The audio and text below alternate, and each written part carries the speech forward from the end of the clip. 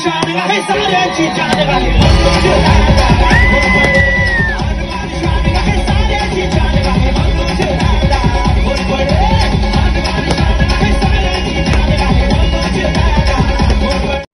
लोकराज्य न्यूजमध्ये स्वागत. सांगायला आज आपण गाणं लॉन्चिंग केलं म्हणून काय कशा पद्धतीने आपण हे गाणं बनवलं, काय आपल्याला गाणं बनवताना हे झालं?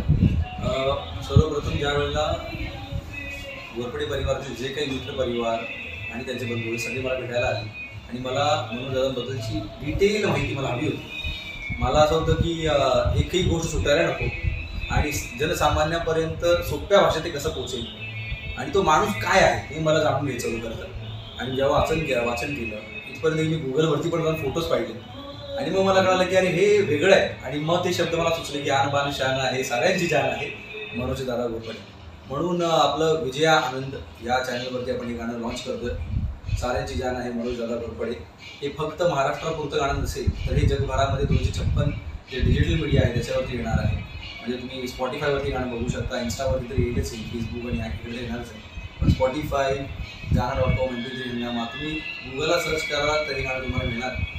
आणि हा निर्णय मी आत्ता गाडीमध्ये येतानाच माझ्या बंधू या सगळ्यांबरोबर घेतला की हे गाणं आपण फक्त एका छोट्या लेवलवरती, कारण काही आमदारकीसाठी गाणं करतोय का एका व्यक्तीसाठी गाणं करतोय का असं नसून त्या अशा माणसासाठी गाणं आहे की जो हे सगळं इतक्या माणसासाठी करतोय. म्हणून हे गाणं मला असं वाटतं जनसामान्यापर्यंत जे भारताच्या बाहेर असतील त्यांच्यापर्यंत हे गाणं जायला पाहिजे. म्हणून साऱ्यांची जान आहे मनोज दादा घोरपडे हे गाणं आपण लॉन्च करतोय विजया आनंद चॅनलवर. आज तुम्ही माध्यममध्ये आल्या मनोज दादा घोरपडे यांचा वाढदिवस आहे, तर काय सांगाल, कसं वातावरण आणि तुमचं गाणं लॉन्चिंग झालं मनोज दादांच्यावरचं, काय वाटलं एवढा माहोल बघून आपल्याला?